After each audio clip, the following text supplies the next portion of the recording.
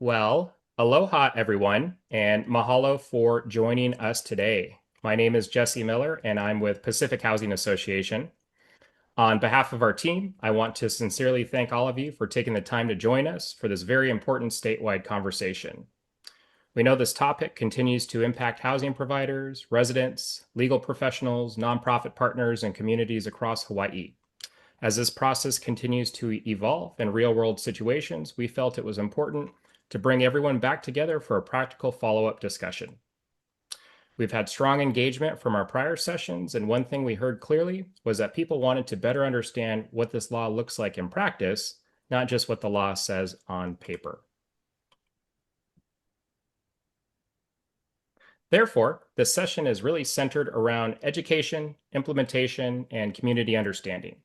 Today's goal is to help provide practical insights around what we've learned in the first 90 days, what's working, where there is still confusion, what people can expect moving forward, and importantly, what support resources may be available to help residents and households before situations even escalate.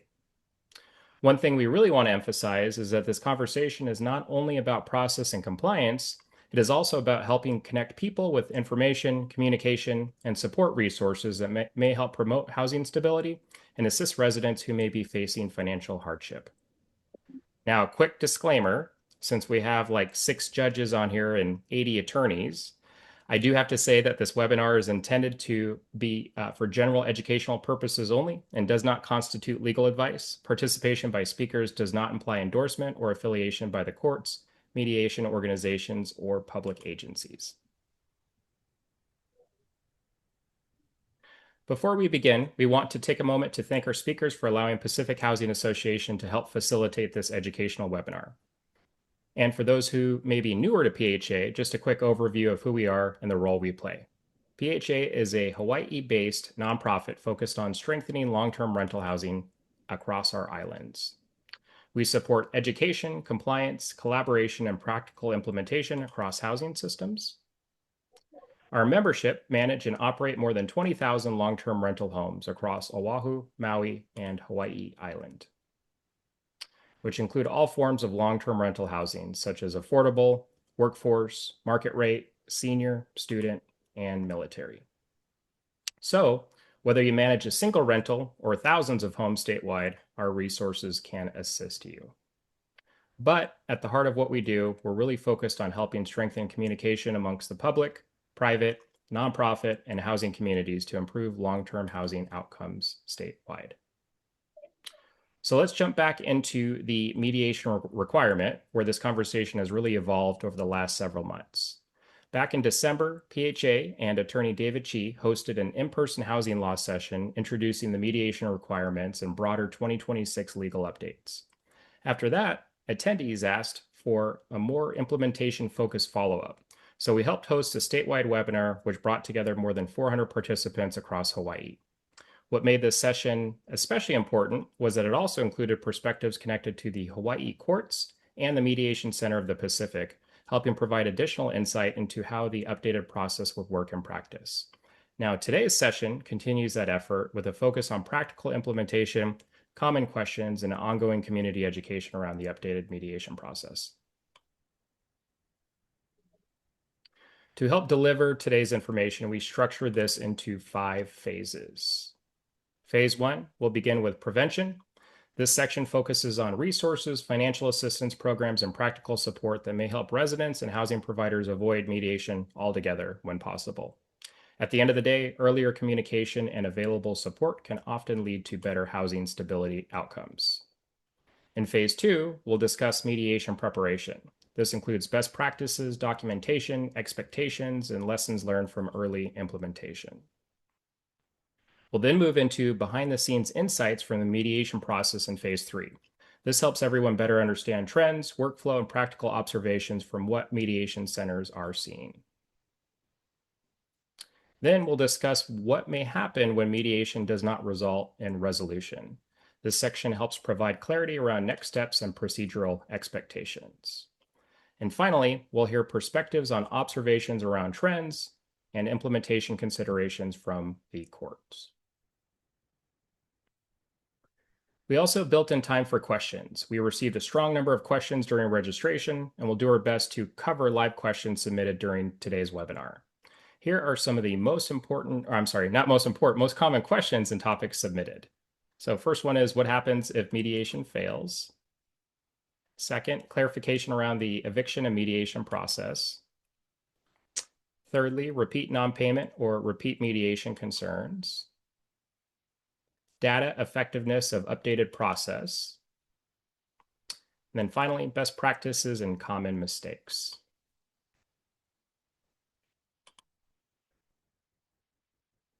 We want to share that because of the limited time, we may not get to every single question, but we'll work to address as many as possible.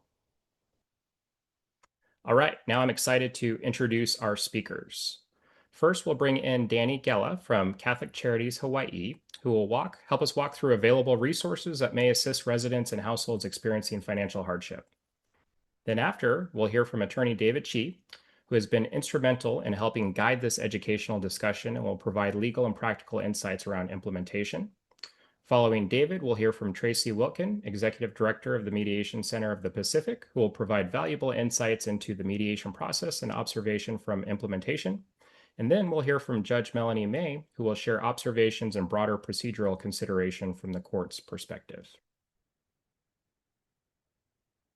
Lastly, we'll host a live Q&A section at the end of our webinar.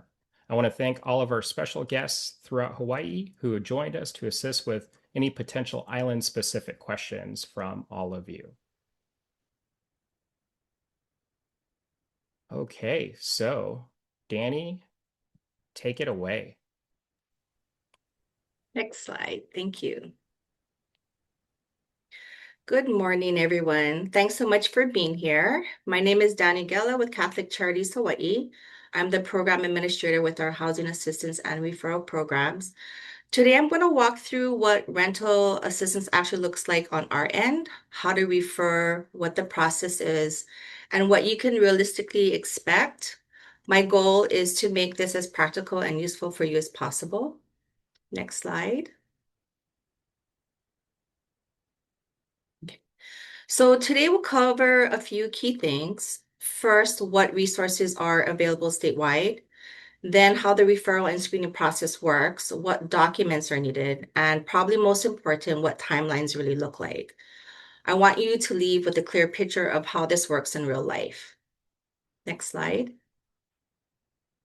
So at a high level, our role at Catholic Charities Hawaii is to prevent eviction and homelessness whenever possible. We do that through financial assistance when funding is available and by helping households stabilize. We also connect people to other resources if we're not the right fit. Next slide. Who we typically serve are tenants who are at risk of eviction, usually because they've fallen behind on rent. So most of our programs are income-based, and eligibility can look a little different depending on the funding sources tied to that program. So there's no one size fits all. Next slide. Sorry. So in terms of assistance, we help with rental arrears, short-term rent, or security deposit. And in some cases, especially if the unit isn't affordable, we may look at relocation instead. So the focus is always long-term stability for the tenant. Next slide. So one thing that's really important to understand is how our funding works. Most of it comes from state contracts, which means each program has its own rules. Availability also varies by island. So what's available on Oahu may not be exactly the same on Maui, Kauai, or Big Island. Neighbor islands may also have additional resources for their community. Okay, next slide. Okay. So how do people get started?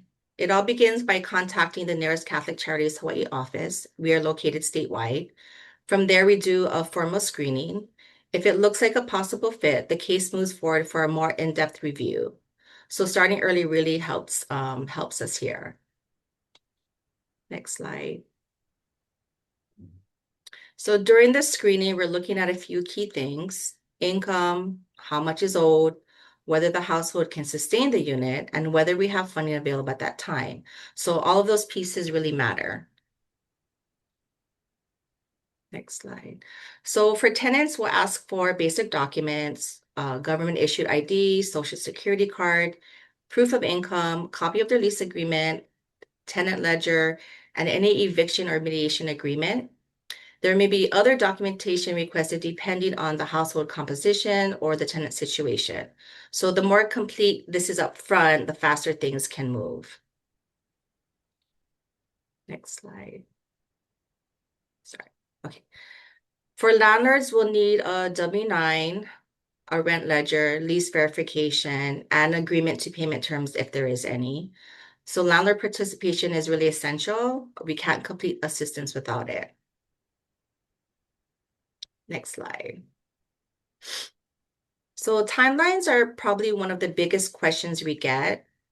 And the honest answer is it depends. It can take several weeks depending on staffing, demand, and how quickly documents come in. So we try to set that expectation early because it's really important. Next slide. Okay.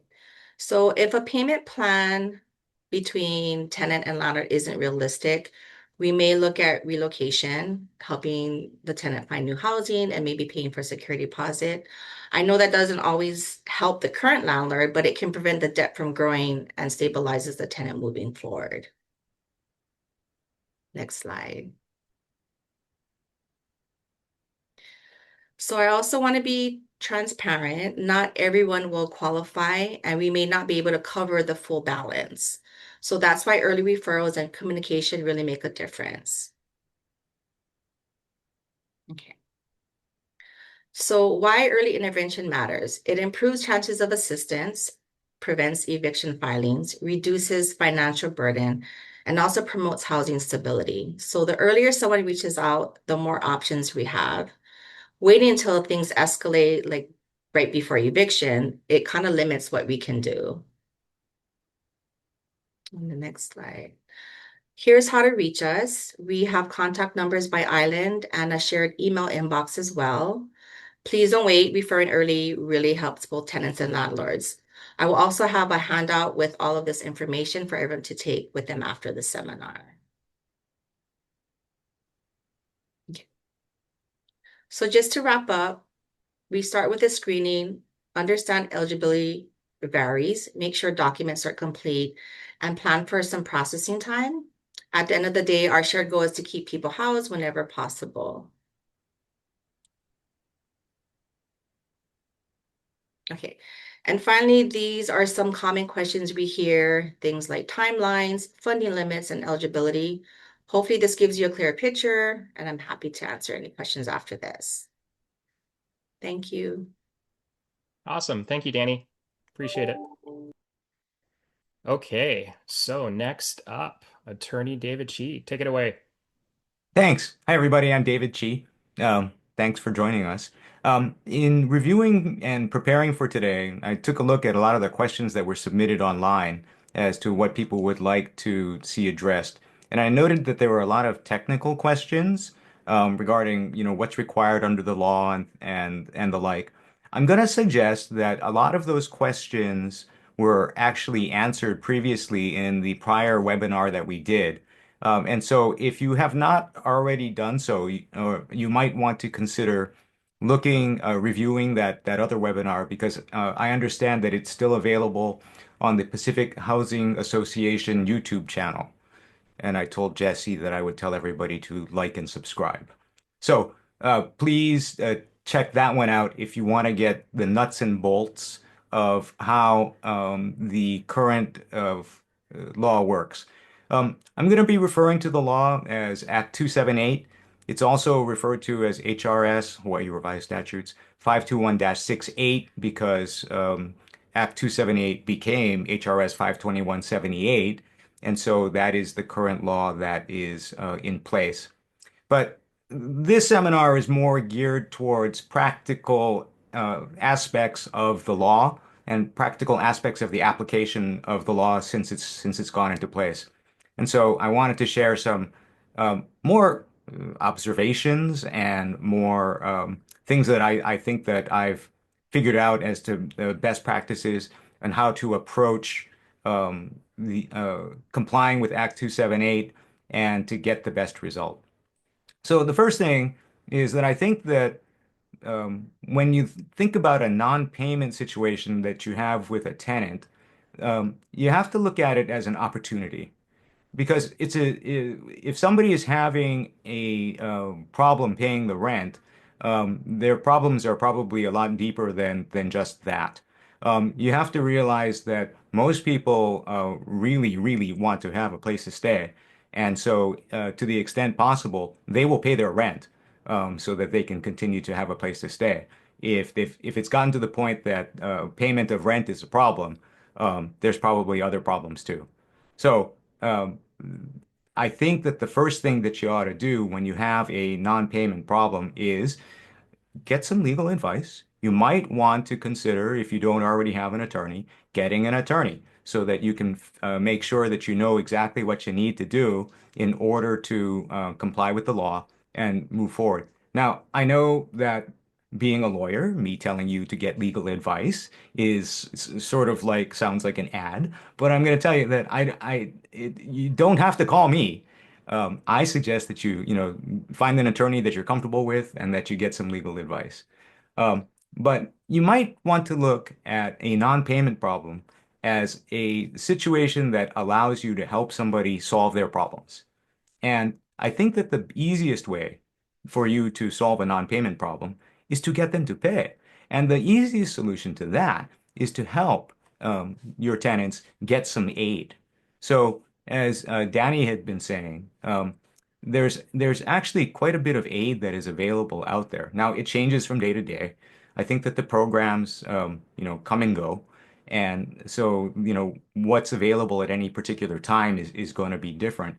But in every instance, what's going to happen is that the landlord is going to be asked for information. And so you might want to get all of that information together up front and just make it available to your tenant. So, for example, I don't know how many tenants actually keep copies of their rental agreement. You might want to make a copy for them. I don't know if they have a current ledger. You might want to get that for them too. And you might also want to point them to the various charities like Catholic Charities or to the Aloha United Way to see if they can get help. Because honestly, if some charity will pay their bill, that solves your problem.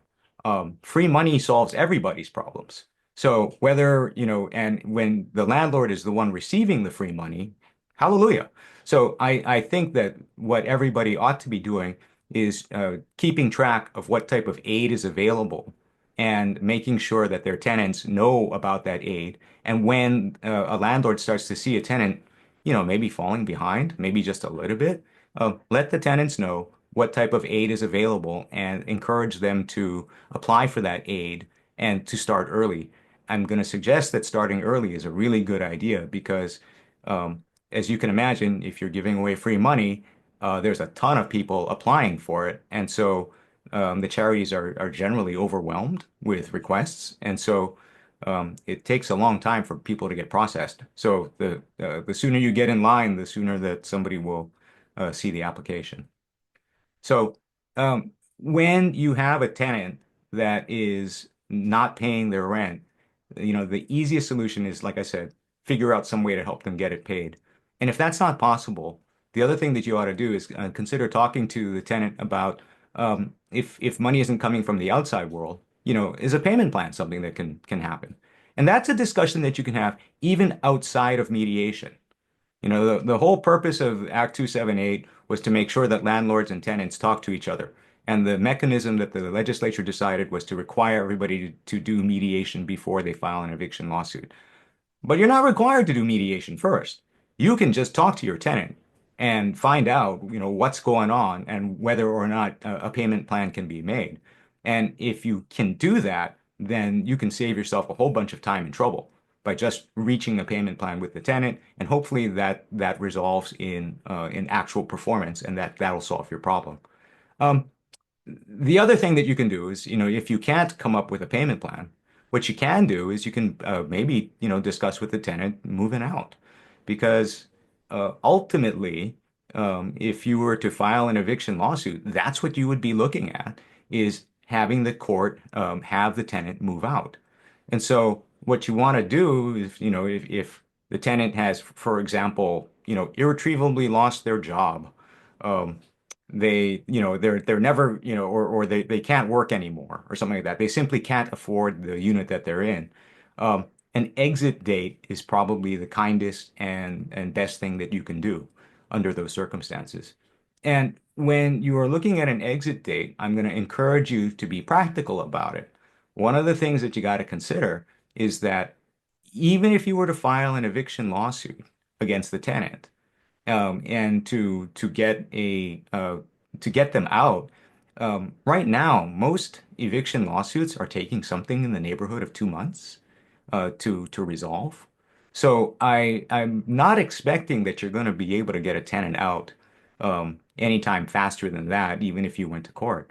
You might be able to get them out faster, if the court imposes the rent trust fund and the tenant can't pay the rent trust fund. But I think as a practical matter, you ought to be thinking about the idea of being willing to give the tenant some time to move out. Because if you tell the tenant, for example, I need you out tomorrow, they're going to say no, because there's no way that they can find a new place in that time. You got to think about what it is that the tenant's going to need and give them a proposal that takes into account what they need too.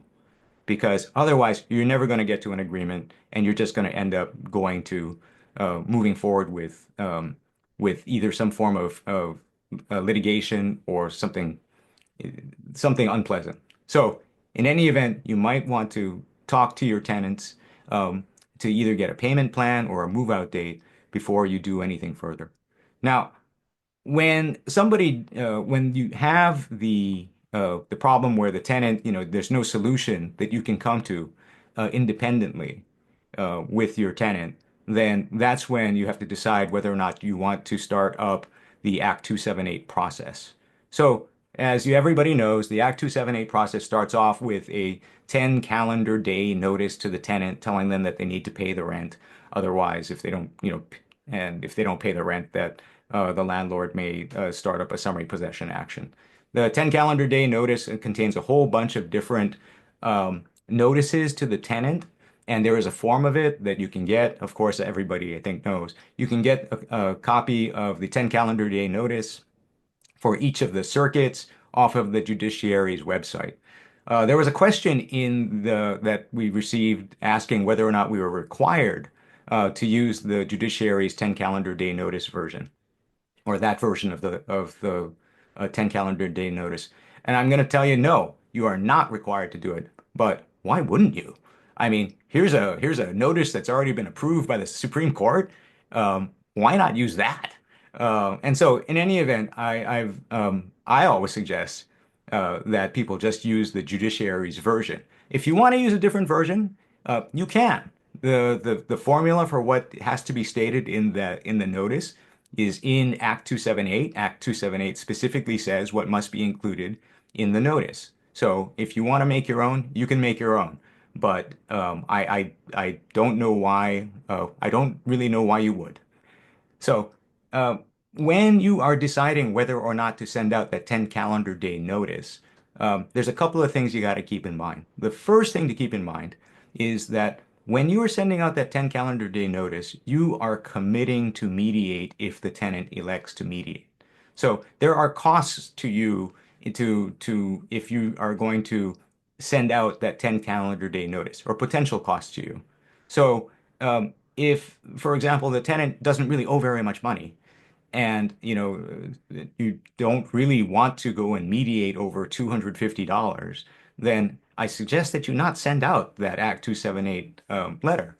Because if you do, and the tenant elects to contact the mediation center and to engage in mediation, and they contact you, you are required by the law to go and mediate. So you got to keep in mind, whether or not it's going to make sense to you to send out this letter at that time. Most of my clients have set like a threshold amount that, if the amount that's owed is less than a certain amount, then they're not going to send out the Act 278 letter. What they do instead is they send out invitations to the tenant asking them to come talk to them about a payment plan or something like that. one of the good things is that if you actually, get your own independent agreement with the tenant, you are no longer required to actually follow the Act 278 process and offer mediation in the future. So if there's an agreement between you and the tenant that you've reached, a settlement agreement that you've reached independently, Act 278 says you don't need to go through mediation anymore. And if the tenant breaches the agreement, you can just move straight towards a summary possession action. So you got to keep in mind that there's a lot of advantages to just talking to the tenant early and trying to come up with an agreement early. Um, One pointer I wanted to give was that if you send out a 10 calendar day notice, you should only send it once. I've seen some landlords who were in the practice of every month when a tenant owes money, they would send out a 10 calendar, they would, excuse me, send out the 5 business day notice. So on, for example, March 6th, they would send out the 5 business day letter. Then on April 6th, they would send it out if the debt, wasn't paid off. To my mind, every time you send out a one of these notices, you are resetting the clock. So if you are actually interested in moving forward with a eviction action, if you send out an additional 10 calendar day notice, you're basically resetting the clock after that you need to wait through in order to start up an eviction action. So to my mind, you would send it once and then exercise whatever options you have after this, after the 10 calendar days have expired on the particular, for that particular tenant. Um, Once you are contacted by the mediation center to and told that the tenant wants to engage in mediation, then like I said, you're required at that point to mediate by the law. But I'm going to suggest to you that you not look at it simply as something that you need to do. You ought to look at it as an opportunity because this is an opportunity for you to get your problem solved. And so, uh, in the mediation, you can come up with payment plans, you can come up with exit agreements, like figuring out what date they're going to move out. You can come up with any kind of creative agreement that you want to come up with. But I'm going to give you some practical considerations about what you should do, at least what I think people should do when they're heading into mediations. So, the first thing you got to do is um, you have to recognize that going into mediation is not like going into a restaurant and ordering something off of the menu. You can't just go to mediation and say, "Oh, I want a payment plan." And then the mediator pulls out a payment plan and gives it to you and asks you whether this was to your taste and liking. That's not how this is going to work. The way that it works is it's sort of like you're walking in and it's a blank slate, and the mediator is like, "Hey, what do you want to do?" And then you got to start being creative and saying what you want to do. So my suggestion is that when you're going into a mediation, you know exactly what it is that you want to come out with. So if you want to come out with a payment plan, then you write down all of the terms of the payment plan that you want in advance so that you know exactly what you want. And you can tell, it's like you telling the chef, this is what I want you to make. Okay, rather than just showing up and hoping that they'll figure it out. So you should come in with all of your criteria written out so you know exactly what it is that you want. I'm going to suggest this also. I think a lot of people think of mediation as like a negotiation where both sides are trying to wrestle with each other to get the best deal. So there's like books on mediation and on negotiation where they say you start off high and basically you work your way down to your bottom line. Um, Keep in mind, Act 278 mediations are an hour and a half. That's it, hour and a half. So there's no time there's really no time for you to engage in that sort of mediation. At least that's my experience. Um, I suggest that you figure out what you need. Go in with your bottom line. Tell the mediator, this is my bottom line. And if you get it, call it a win because I think that that's really the way that the easiest way to approach it. And you know what? maybe you could have gotten a slightly better deal. It's entirely possible that maybe you could have gotten a slightly better deal. But, from a karmic kind of standpoint, you might want to consider that if you gave the best deal that you could and the tenant said no, well, you did the best you could. If you gave the tenant a slightly better deal than they otherwise would have been able to do, well, then you help somebody out. In the end, I'm expecting that all of your payment plans are going to say that you get paid in full. So, whether you get paid in full in 3 months or in 4 months, whatever it is, I think that you can probably sleep equally well, knowing that you got a deal done and that somebody didn't have to go homeless. So, I think so I suggest you just go in, give them your best deal, and see what you can get. Hey, Um, David, about three yep. minutes. Thank 3 minute you. mark. So the next thing I want to tell you about mediation is when you go into mediation, people are going to start talking some smack at you. Okay?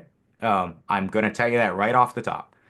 You're going to be hearing from the tenant that the reason that they didn't pay the rent was there's mold in my unit. You didn't cut the grass. Whatever it is that is gonna that they're gonna say, they're gonna probably say it to you in mediation. I'm going to tell you that this is a fantastic opportunity for you to listen and to learn. But I'm also going to tell you, don't get mad because getting mad at mediation is really unproductive, really, really unproductive. So it's like one of those, samurai movies where, you got to sit there and basically let people insult you, but then in the end, you got to be able to perform. And so don't get mad, but to sit and listen because it's an opportunity to learn what it is that's going on in the tenant's mind. One of the things that I've learned over the last 30 odd years that I've been doing this is that I think everybody looks at this sort of procedure as being something like on TV, where this is their opportunity to make some fantastic argument. That's just not really the way that this stuff works. But I'm going to suggest that um, people will start making stuff or throwing things at you that you're not going to expect. But don't get mad. Be flexible. Okay? But I also want to tell everybody that you have to be consistent. So if you have more than one tenant, more than one unit that you're looking at, what you want to do is make sure that you are consistent in the terms that you're offering to tenants. And the reason for that is because otherwise you might be alleged to perhaps give better deals to people in a particular protected class. So I'm going to suggest that you want to be consistent. That's why, generally speaking, a lot of my clients, they just said everybody gets a 3-month payment plan because that's what it is that we're going to offer to everyone so that nobody can come back and later on and say, hey, you gave all the purple people the best deals. Because nope, everybody's going to get the same deal. So I hope that the mediators understand that that's, a lot of what landlords are concerned about, fair housing considerations. Um, One last thing I wanted to say is when you go into mediation, you got to be strong. Um, and the reason that you got to be strong is you're going to find that people are trying to push you around. And it's kind of amazing to me. But even when I show up for mediation sometimes, mediators try to push me around. They try to tell me what a judge is going to do or not going to do, in the various cases that I'm working on. And I'm thinking to myself, I've been doing this for 30 years, and some of the mediators are look like they're, 35. And so I'm thinking to myself, I think I have a pretty good idea of what it is that I can and cannot do, or what a judge will or will not do in mediation. But you got to be strong, and you got to not take advice from the mediators in terms of what the legal ramifications are. Some of the mediators are attorneys and will try to convince you that the law is whatever they think that the law is. I'm going to suggest that what you ought to do is keep your own counsel, and if you have any questions about it, ask your own attorney about what it is what can happen in court. Um, the worst thing you can do in a mediation is to end up with a bad deal. You got to consider that when you're mediating, you're ending up with a signed written agreement. Most of the rental agreements out there say that the only way to modify a rental agreement is with a signed written agreement. Well, you've just signed a mediation agreement that fits that criteria. You've probably just modified your rental agreement. So you do not want to end up with a bad deal in mediation. If you have any questions about whether or not you're getting a bad deal, you are better off just ejecting and not making a deal in mediation than making a bad deal. So anyway, with that, I think I'm done. Alrighty, thank you. Okay, so next up is Tracy Wilkin. Take it away. Aloha, everyone. I'm Tracy Wilkin. I'm the Executive Director of the Mediation Center of the Pacific, but I actually have my Mediation Centers of Hawaiʻi hat on today because I'm speaking on behalf of the statewide program. First slide, please. So I saw that there were questions about the process in general, so I just want to touch on that. As David mentioned, there are notices created by the judiciary, so landlords don't need to recreate the notice. So the easiest thing for a landlord to do is go to the Mediation Centers of Hawaiʻi website. And you can see that I have the link posted here on the slide. So you can go to that website, and each of the links for each island notice is listed on that website. So you can click on the link, create the notice for the rental on the island where it is located. And then what you need to do once you create the notice, you can print it out so that you can provide it to the tenant. And then you can upload information and the notice to the website. And the website, one, will provide you with a confirmation that you met your requirement, that you created the notice and sent it to the appropriate mediation center. And the website will direct your notice to the appropriate mediation center on the island where the rental is located. And remember, tenants have 10 days to request mediation. And then landlords, as David mentioned, are required to participate. Somebody asked, how much does it cost? The mediation session is free for both landlords and tenants. It takes place primarily over Zoom with in-person assistance as needed. So if you don't have the appropriate equipment or you're not comfortable, you can go to the mediation center on the island where the rental is located and use their facility, equipment, and office, and their staff support to enable you to participate. If somebody is absolutely against participating virtually, then you certainly can ask to participate in person, and that will be accommodated. Also remember that interpreters are available. Sometimes people don't ask for an interpreter, and maybe their English is good, but participating in a mediation session with maybe some more complex language, it would be valuable to have an interpreter. So remember to ask for an interpreter. And finally, it's important to remember that mediations are private and confidential. So that information discussed in those mediation sessions, if no agreement is reached and you end up in court, those conversations can't be used later in court, and the mediator cannot be subpoenaed to testify against anybody in court. Next slide, please. So once a mediation is scheduled, the landlord and tenant will be electronically notified of the date and time of the mediation by a Zoom link. Why is this important? Somebody asked the question, what are some of the challenges right now? People aren't checking in their junk folder.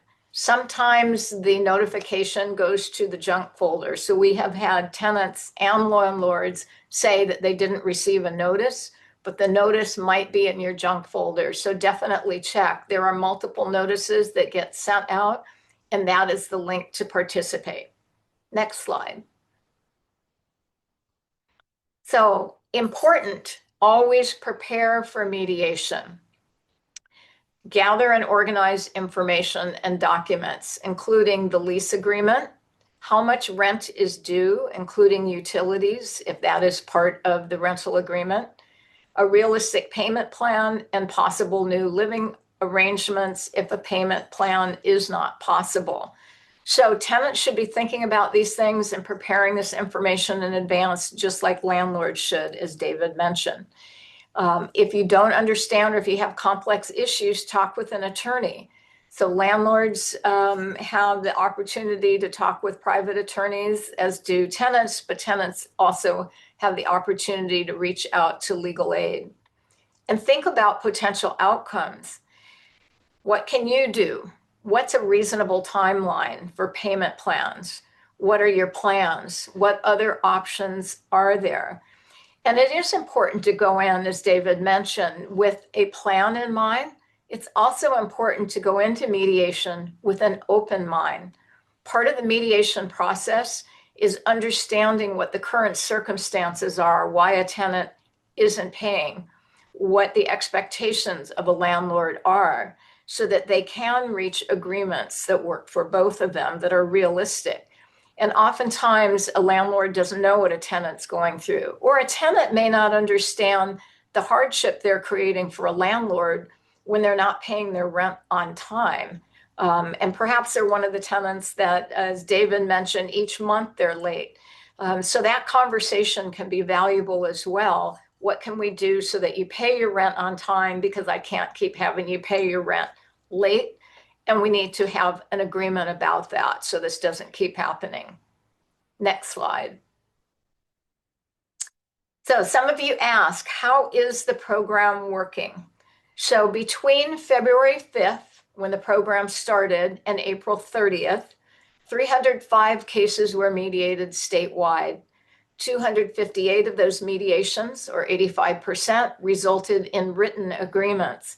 And I say written agreements because some of them had oral agreements, but we don't count those in those written agreement outcome. 83% of the tenants with the written agreements remained in the rental unit. 85% of the agreements included payment plans for the landlord to be paid. So it's a slightly higher rate because some of the payment plans involved situations where the tenant moved out. So all of the cases where there was an agreement where the tenant remained, there were payment plans in place to pay the landlord. And in a small percentage where the tenant moved out, there were also payment plans to repay the landlord. In some instances, the landlord agreed to waive what was due so that the tenant moved out. Just for your information, the average move-out time frame for tenants was 26 days. So in some instances, it was longer, some shorter. And 14% of the agreements allowed for a longer period of time, between 60 to 120 days. So it really, looking at these agreements, tenant and landlords were really trying to work together.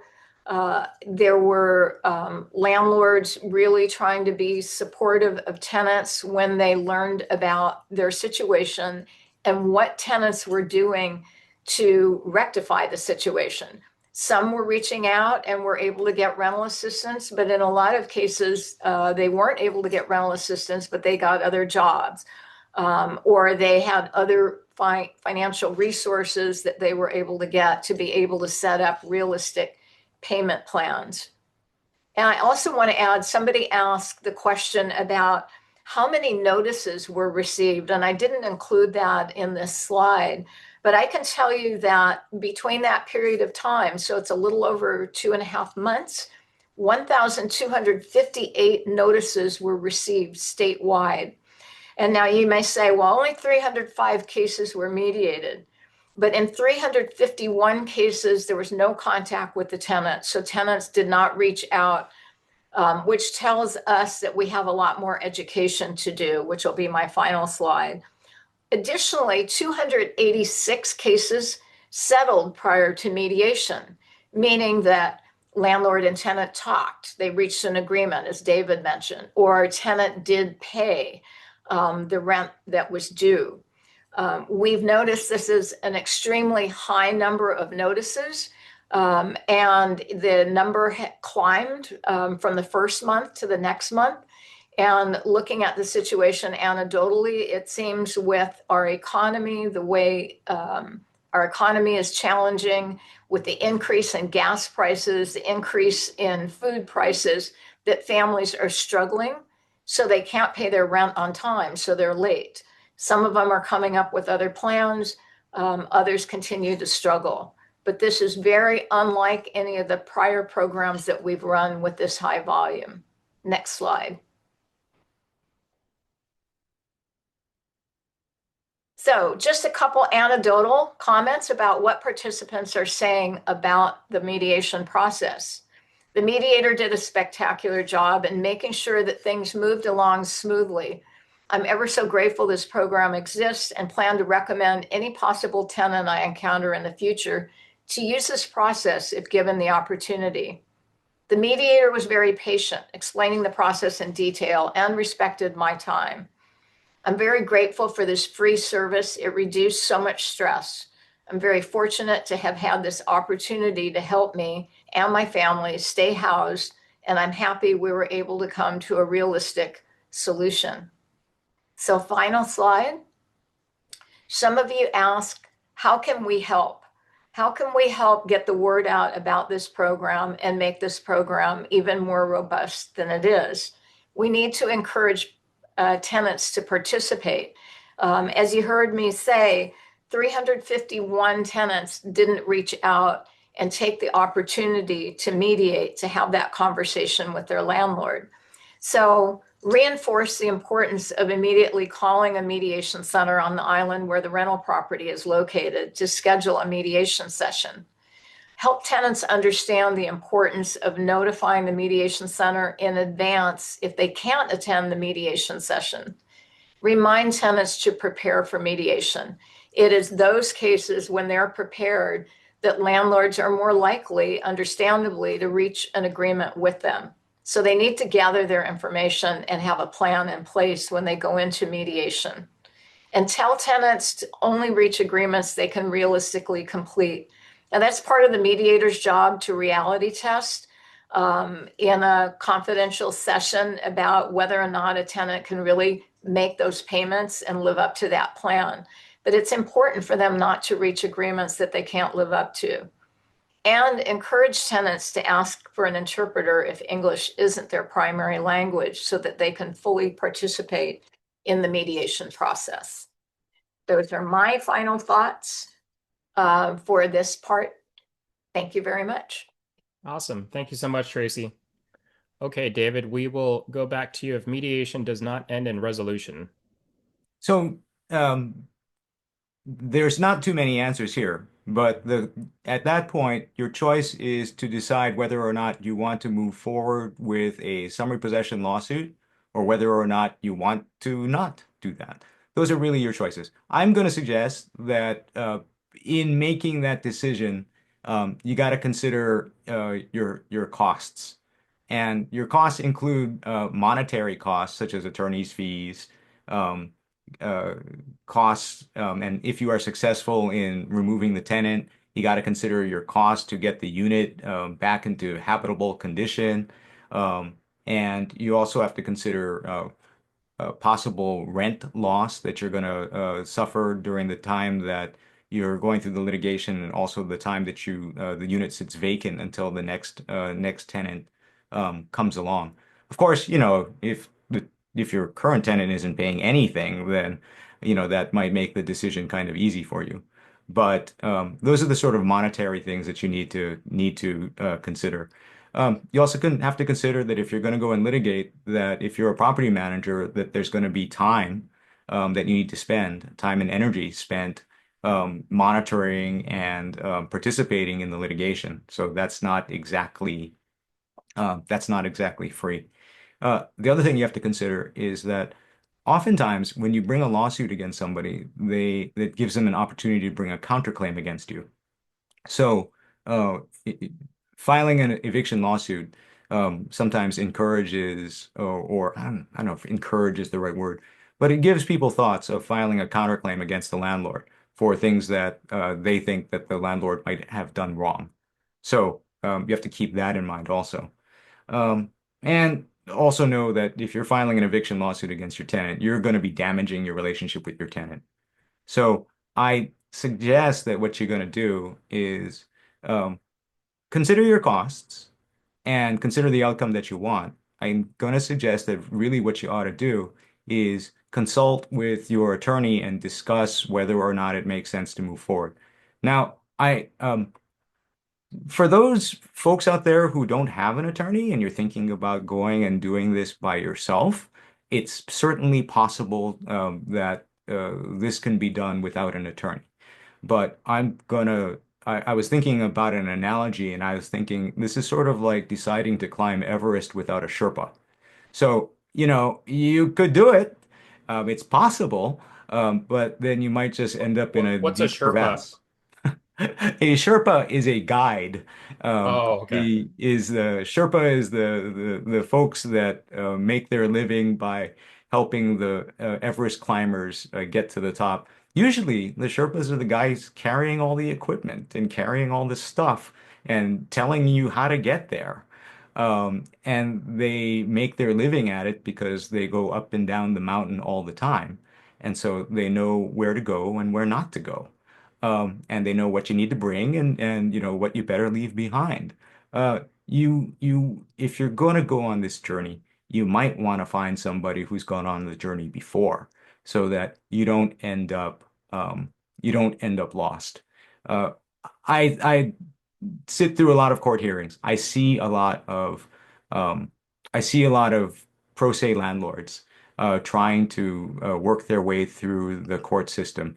And even though I think that the district court does a fantastic job of trying to make the court system as user-friendly as possible, it's still hard. It is it's a difficult place to get what you want if you don't know what you're doing. So I'm going to suggest that if you find yourself in a situation where your mediated agreement hasn't worked out, or there is no mediated agreement, then at that point you talk with an attorney about whether or not you want to move forward with filing an eviction lawsuit. And if you do, then the law is pretty clear as to what it is that you need to include in the complaint that you file, and you just file it and move forward with the court procedures. I did want to note to everybody that if you do end up with a mediated agreement and your tenant doesn't actually comply with the mediated agreement, uh, you may want to consider that your mediated agreement might not necessarily get enforced by the courts. Um, a mediated agreement is a contract, and like any other contract, it's subject to defenses, such as vagueness, for example. If the mediated agreement that you come up with is vague, then it might not be enforceable. So I'm going to suggest that if you decide that you want to go forward um, with litigation after you've had a mediated agreement and you were disappointed by the performance on the mediated agreement, you really have to look at the agreement carefully to make sure that it's going to be enforceable when you get into court, so that when you ask the court to enforce it, that you're not disappointed there. Normally, just in my office, what we do is when we file an eviction lawsuit for non-payment, we file it on two bases. One is as if no mediation had happened, and we just say money's owed and didn't get paid. And then we also file and ask the court to enforce the mediated agreement. We normally figure that, well, one of those two is going to hit. So, and that's our theory of how you move forward with things. Hey, David, So, thank you. And I think that that's all I really have to say about that. So at that point, it doesn't work out in mediation, or the mediated agreement doesn't work. It's time to consider litigation. Okay, thanks. Thank you. Okay, let's turn it over to you, Judge May. Take it away. Thank you, Jesse. And to everyone who's here today, thank you for being part of the rental housing space. To the owners who choose to make their rental property available for rent, to the many property managers who provide the services to owners who might not otherwise want to self-manage the property and put it out for rent. I know we also have tenants and tenant advocates who are here to learn more about their rights and responsibilities, and also to make sure that their landlords are following through with their responsibilities as well.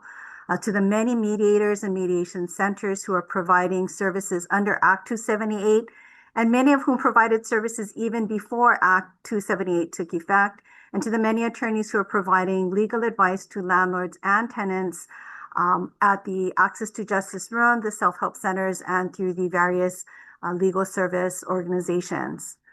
Now that Act 278 has been in place for a few months and the focus has expanded from what happens at mediation to now include, well, what happens if we go to mediation and mediation fails and we have to go to court anyway? I'll first provide a recap of the summary possession process and share some observations about what we've seen in court since Act 278 took effect. So to start with a very broad overview, the state district courts are organized by circuit and division. The First Circuit covers Oahu. The Second Circuit covers Maui, Molokai, and Lanai. The Third Circuit covers the island of Hawaii, and the Fifth Circuit covers the island of Kauai. Within each circuit, there are multiple district courts at different locations. Those locations are referred to as divisions on court filings. As David and Tracy mentioned, Act 278 temporarily amended portions of the Landlord-Tenant Residential Code.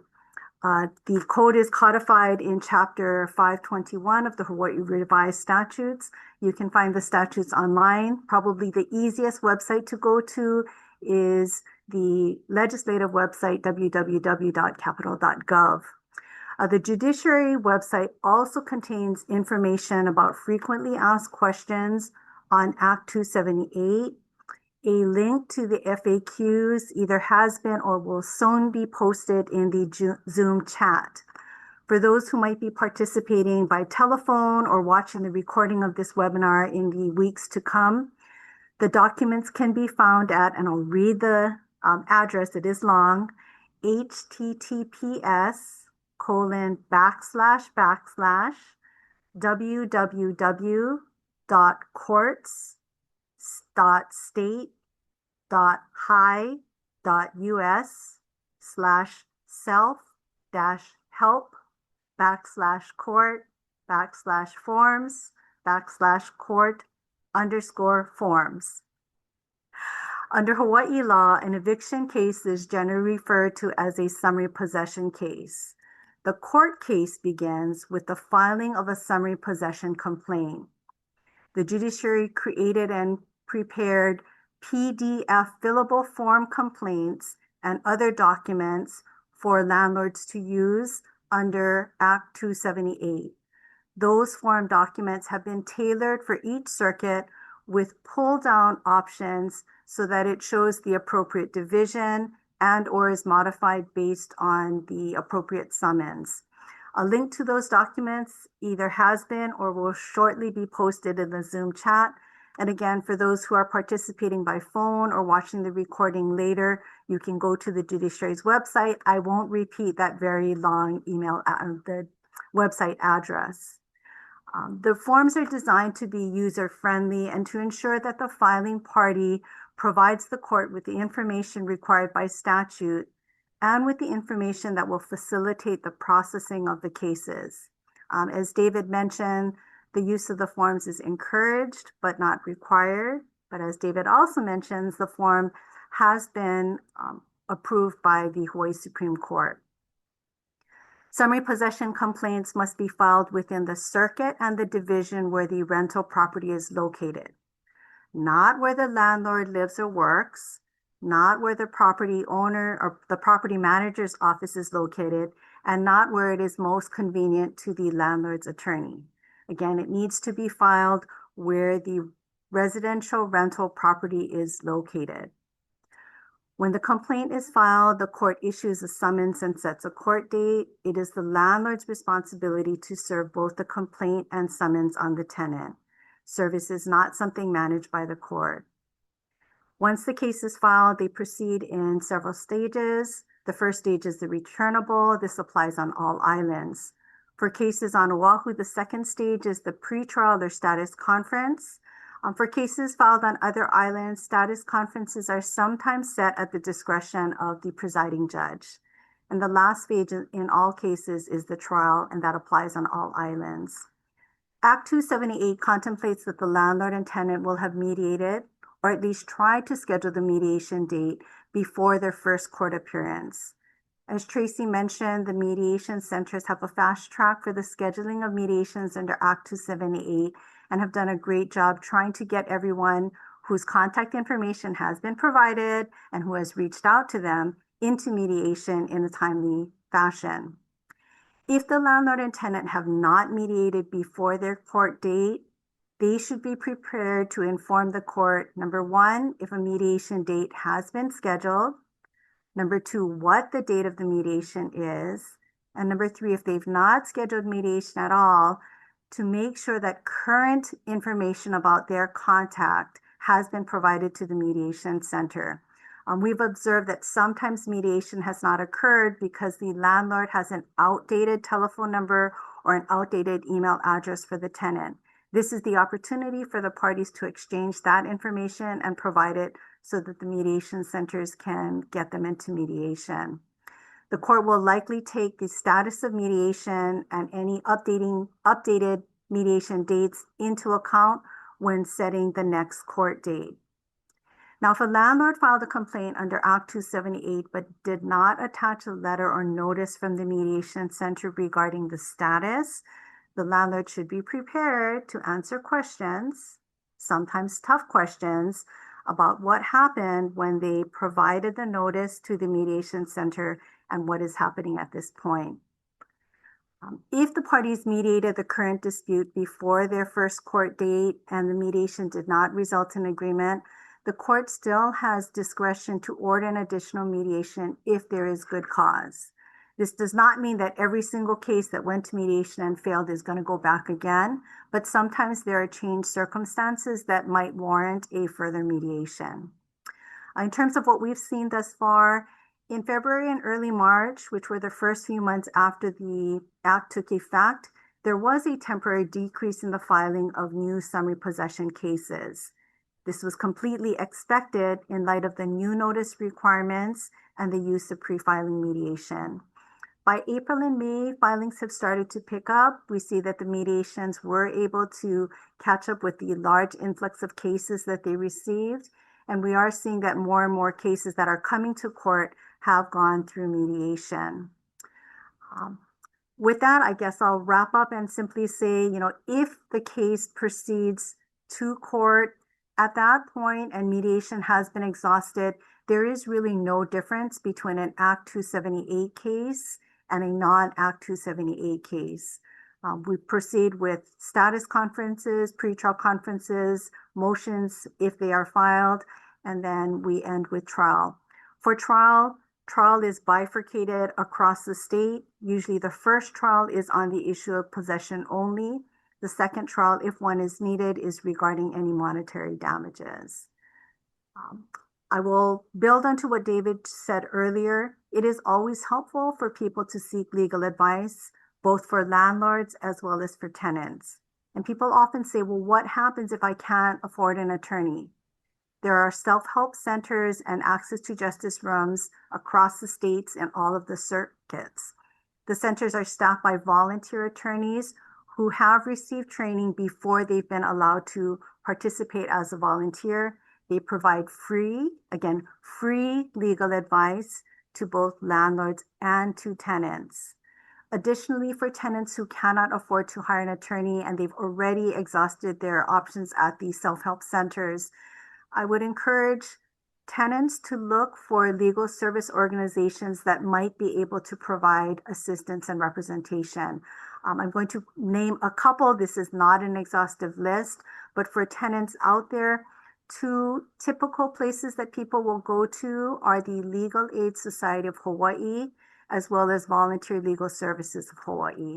Both of those organizations have a long-standing history of service in our state, and they both have websites that are available to the public. Additionally, Legal Aid has a portal by which people can ask additional questions about landlord-tenant and other civil matters. Finally, if you do end up going to court, you've never been to court before, I would encourage people to observe court on a day that they are not required to be there.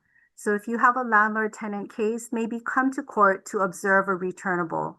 Come to court to see how a trial plays out. That way you are in the best position to know what to expect when you go to court and maybe to learn something about the court process before your case is decided.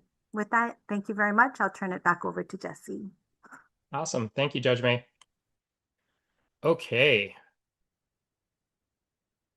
So mahalo to our speakers for providing all these great updates. We covered a lot of great questions which came in from registration, but also, as we talked about earlier, set some time aside for live Q&A. We've got about 26 minutes. Within Zoom, you can submit your questions. There's a Q&A button, of which we've got a handful. We've answered many of them already. So you'll be able to reference those. And as those links that Judge May had mentioned, we did upload those links into the answered questions under the Q&A. If we could, we want to bring both mediation and our court representation from all islands onto the Zoom webinar with us. If you could join us, please.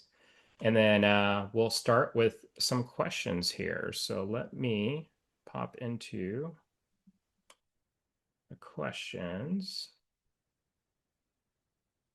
So why don't we start off with this one? To date, how many of the mediation plans were successfully completed? i.e. tenant paid as agreed completely. Is that something that we're tracking, Tracy? Do you know? Or David or anybody? That is information that the judiciary is tracking, and the Judiciary Center for ADR, who is not represented here, by according to the cases that do end up in court. So currently we don't have a number on that. And I do want to say, as we're tracking all of this data, that a lot of the payment plans were 2 to 3 months. And so they would still be in process right now. They could still be in process. So we have not received information about tenants defaulting on payment plans, but those cases could, as David said, end up in court, and then those numbers will be tracked. Got it. Awesome. Okay. Thank you. And I was just going to say that we're not keeping track necessarily on a percentage basis as to how many of the payment plans that get negotiated are actually being performed. And I expect that, like as Tracy mentioned, a lot of the payment plans are 3-month plans, and so whether or not performance is actually going to occur is still up in the air. I will say, though, that it's not a small percentage of them that are failing sort of at the beginning. A lot of plans will fail at the second. For example, most of the plans that we prepare have the tenant required to pay their regular rent on time plus an additional amount, so that the debt gets smaller and not bigger. And it's not uncommon for a failure to occur within the first couple of payments. So I'm pretty sure it's a double-digit percentage of plans, that, at least that I've seen, that haven't been successfully completed. But I can't say exactly what that percentage is. And those are the plans that you're negotiating directly with the tenants, not mediation agreements. Actually, it's a combination of things. Some of them are, some of them are negotiated directly with tenants, and they don't go through the benefit of having a mediator do some reality testing. And some of them, but a good number of them have also gone through mediation. And I think that even if reality testing is done, sometimes, I mean, you just got to recognize that the tenants got a very difficult hand to play in the mediation, because their choices are, well, either I can agree to these terms that the landlord wants, or the landlord's just going to file the eviction lawsuit against me.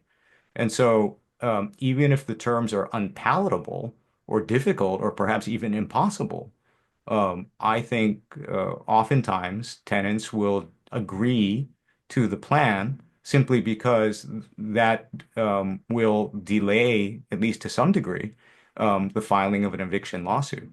And, oftentimes, it's been my experience, at least, that everybody's optimistic when they're making agreements that there will be, that money will come in, that Catholic Charities will come through, that, that something good is going to turn around. And sometimes agreements are made based on that optimism. And sometimes it just doesn't work out. And so I can't say that, I can't say that it's a surprising thing to me when a mediated agreement does not get performed. Awesome. Okay. So this is a good question here that came in and kind of open to whomever wants to jump in, and maybe even too if there's resources in other islands beyond Oahu. Would love to know more about this. But are there any other resources to help tenants with payment arrearages besides those offered through Catholic charities?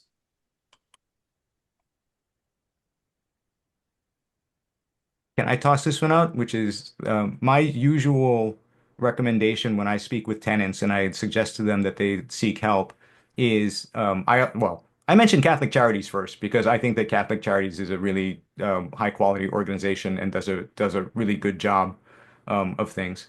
But I also always recommend that tenants contact the Aloha United Way, and they have a telephone number of 211. And I suggest that because in the past, and I think still to this day, Aloha United Way does keep track of what aid resources are available out there in the community. And so, because of that, they keep track of, I mean, theoretically, they keep track of what resources Catholic Charities has, Gregory House, U.S. Vets, and other programs. I'm not aware of anybody other than Aloha United Way who is keeping track generally of what type of aid is available in the community. But that's the resource that I send people to when they're asking where can I get help, and I usually suggest that. That's great. Thanks. Any other ones? Can I just say something? So if folks reach out to Catholic Charities Hawaii, at least start the screening process. If they're not a fit, we will find them resources as well. So like we use Aloha United Way as well too. So if folks go to Aloha United Way website, they can find an online screening there for our programs that they can fill out, and that will come directly to us. So I know people are looking for other resources out in the community, but they can still start with us first. And if we can't assist, we'll find them resources as well and provide it to them. Awesome. Thank you. Any other ones? That's all I got. I know Maui Economic Opportunity has also been one too, Mio, as well that we've seen over on Maui. But okay, so another question: have the recent changes in Hawaii eviction laws altered the process of timelines for holdover tenants whose leases naturally expire and are not renewed? No. No, I think the answer to that is no. And just so folks out there know, the judges can't really answer questions about interpretation of law and things like that because they're the judges, and so they're going might need to make decisions on that. So to the extent that a legal question gets asked, I'm going to try to cover them. Of course, I'm hoping that if I say something wrong, that the judges will say something. But with respect to the ending of tenancies through expiration of time, Act 278 did not affect that. Awesome. Another question is, what documentation should landlords maintain prior to lease expiration in order to best protect themselves in a potential holdover tenancy case? I don't know how to answer that except to say that the types of documents that you would want to have if you want to pursue an eviction based on a holdover is that I would imagine that what you really need is all of your communications with the tenant and all of your written agreements. The reason for that is under Hawaii law, you have a term tenancy if you have an agreement with a tenant that, that the tenancy ends at a particular term. So if the agreement says that it ends on a particular date, then that's the date that the agreement ends on. But in Hawaii, you also have many forms of agreement that say, for example, that unless the landlord or the tenant gives 30 days notice in advance of the end date, then the agreement will turn into an automatic month to month. So if your agreement says something like that, then you better have all of your communications with the tenant to show that you in fact gave them the appropriate notice in advance. Or if you're the tenant wanting to get out at the end of the term, that that you gave the notice to the landlord. So keeping track of your communications and keeping track of your written documents, I think that's the main thing that you would need. Awesome. Thank you.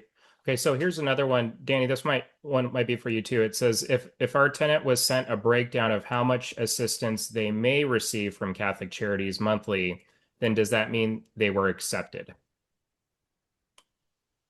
I'm sorry, what was that again?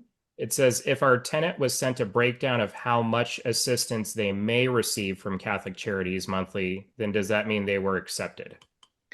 So usually we do a screening process first, and we would have to look at, I guess, whatever payment plan is in place at that moment to kind of see if it's doable within their budget. So if let's say they have like a 3-month payment plan and we step in, we might help with a portion to help bring down the balance. So most likely we probably already moved forward to that point where we made a decision of what we can assist with. Um, so they might have already passed the eligibility process at that point. Got it. Okay, thank you. Oh, can I follow up with that? I just Yeah. want to ask Danny. So at what point can a landlord feel like for sure money's going to be coming from Catholic Charities? When we send a commitment letter. Got Yeah. it. So when the tenant gets something saying that you may be eligible for these amounts of money, that's not the commitment then at that point. No, we'll officially send a landlord commitment letter, what we'll be assisting with once the tenant is approved for assistance. Got it. Okay. Thanks. Okay, so here's another good question. If legal aid is unable to represent tenants, where is an active list of attorneys that engage in this practice aside from general HSBA information? I'm not aware of one. Is anybody else aware? Didn't there used to be a lawyer referral hotline that the HSBA managed? Is that still a thing? Yeah, that's still out there. You can, anybody can contact the HSBA for the lawyer referral program. But I think typically, looking for somebody that's going to represent tenants, yeah, the HSBA program might be one. I think, really usually y- honestly, usually the impediment to a tenant finding a lawyer is money. Um, because, even if you find a lawyer who's got some skills in the landlord-tenant realm, um, the tenant will typically need to pay the attorney to represent them. And if the tenant is having a difficult time paying their rent, imagine coming up with the, multiple $1,000 retainer to hire the attorney. So um, I don't know that there is a large bar of attorneys, private attorneys out there who actually serve tenants very often. I mean, I'm in court a lot. I don't see a whole lot of private attorneys who actually represent tenants very often.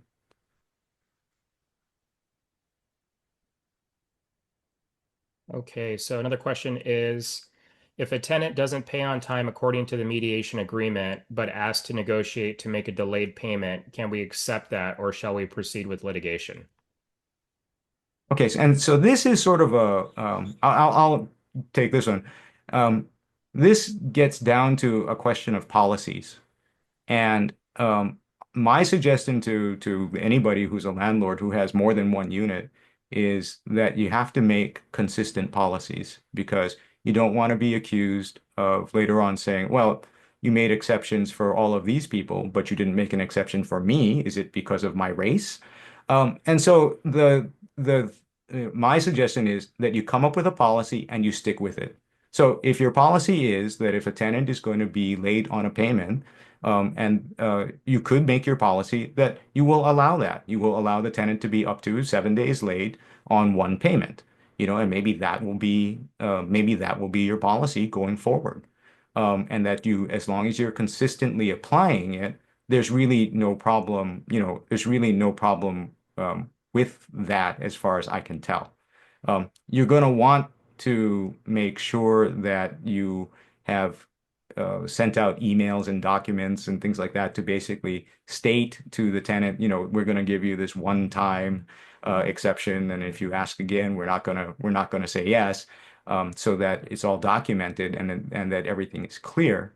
But there's nothing that says that um, you can't take late payments if that's what you want to do. Okay. Another question is, after the 10-day notice, if tenant did not schedule for mediation and have not paid any of their balance, do we file eviction after 10-day? You can. That is entirely up to you. You can at that point. Okay. Another question is, do you need to give a 10-day notice to a family member occupying the property before putting it up for sale? Whoa, that's I think that the perhaps there's some confusion because this 10-day notices that we're talking about here really relate to non-payment cases.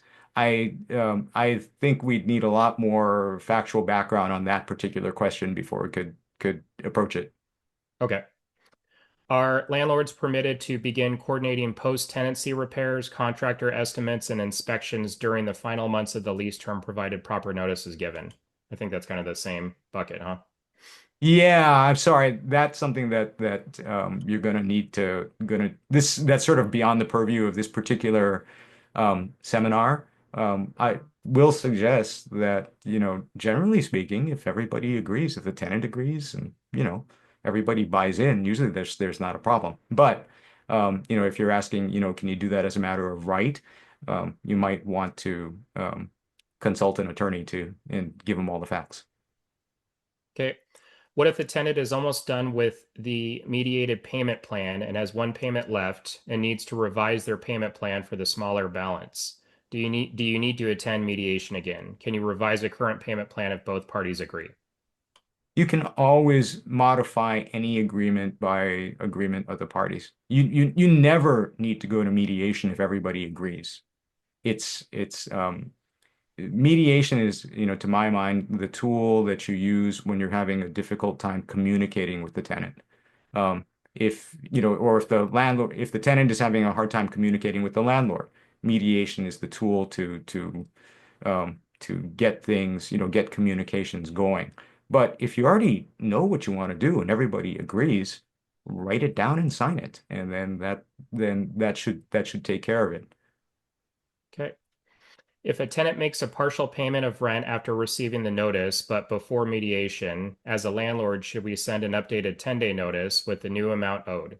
Also, is there a rough estimate range for how much attorney's fees for a landlord may be in the case that we do not proceed with summary possession?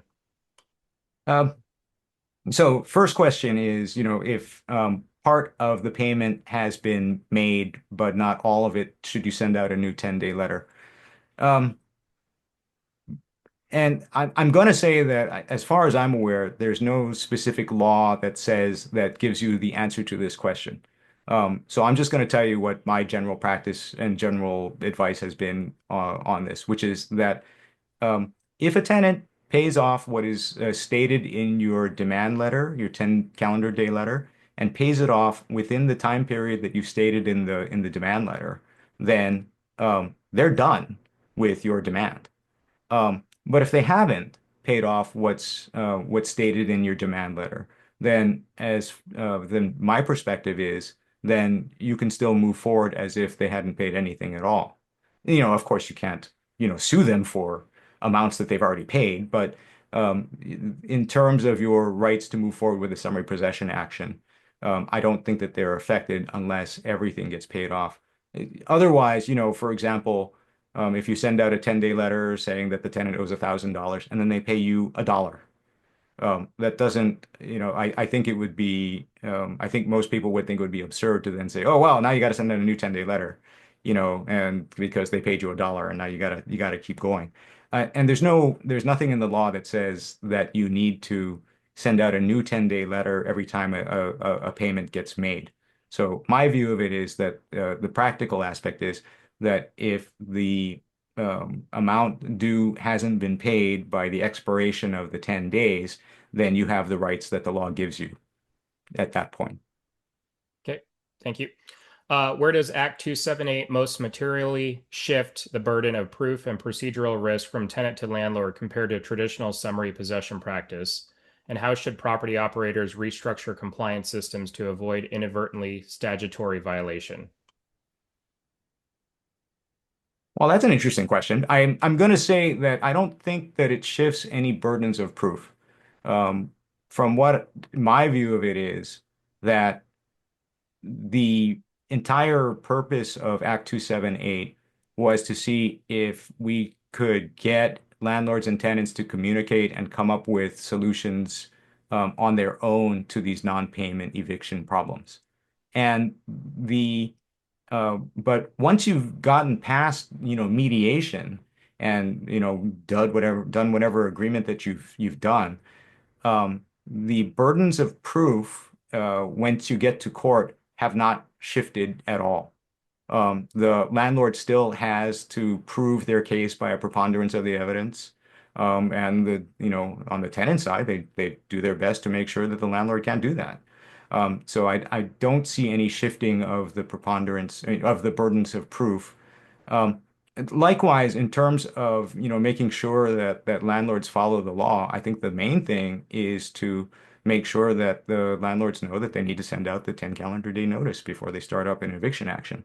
Um, and and honestly, I think that if the landlord doesn't figure that out, then when they get to court and they file their eviction action after not giving the 10 calendar day notice, the court will dismiss the case. So I don't know that it's sort of a self-correcting problem there, because if you file your eviction lawsuit without following the law, you're just going to get shut down. So I don't. I hope that answered that question. Okay.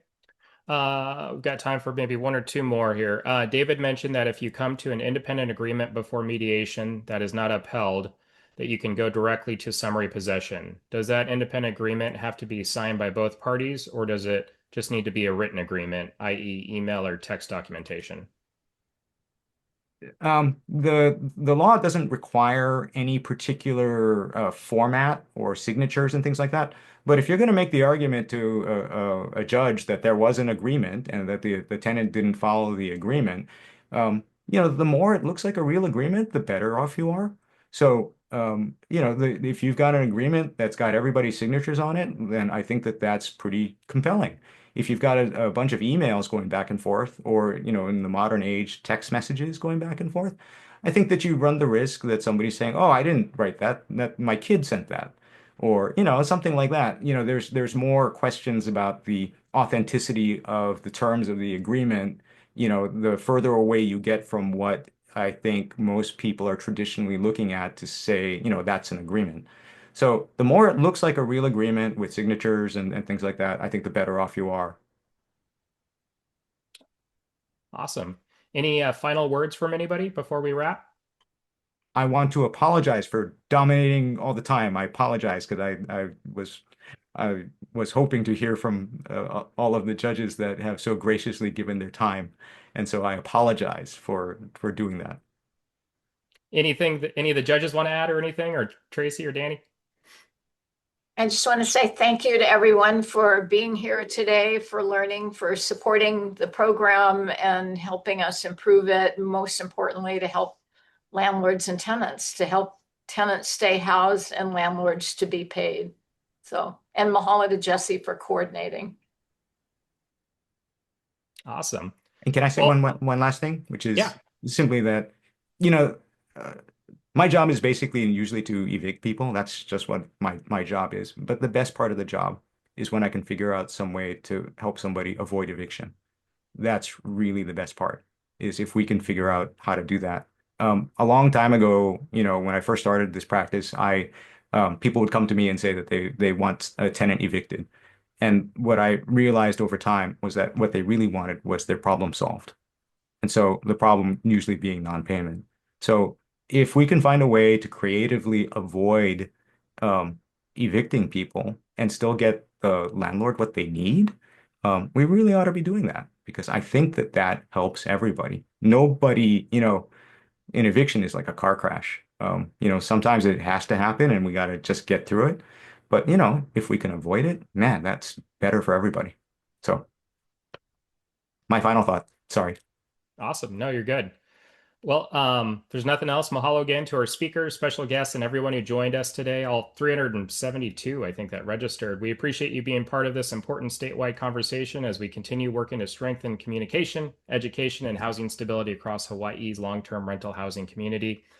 Before we close, we've included contact information on the screen for key organizations and resources shared from today's conversation.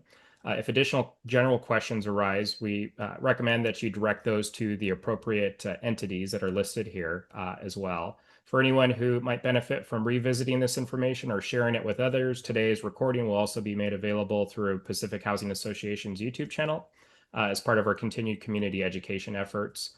Mahalo again to everyone, and we appreciate everybody's time today. And again, special thanks for all of our speakers and guest speakers for joining us for this morning and afternoon. So thank you all very much and have a good day. Aloha. Thank you. Thank you.